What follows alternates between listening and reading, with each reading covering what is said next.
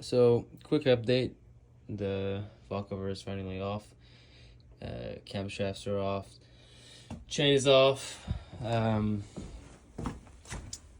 Camshaft chilling. Remove the guide, lower guide here, and it was making a weird rattling noise with the metal part that was on it. The other guides seemed quite fine.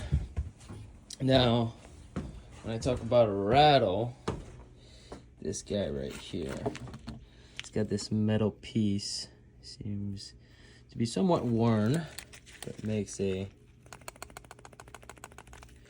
rattling noise. Alongside with the chain having some nice bend to it, seems to me like it's maybe due for a new one, so I'll just go ahead and replace those two parts here. The top guide here seems fine. A little bit of wear on the inside here. Doesn't seem like anything that is causing any depreciation on the flat there. So I'll go ahead and call that good still to use.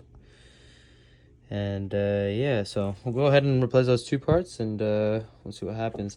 This one's already coming in, should be in on Thursday or Friday. This one I'll have to order right now. We'll see when it comes in. I'll replace all those two, and yeah, so see where we end up.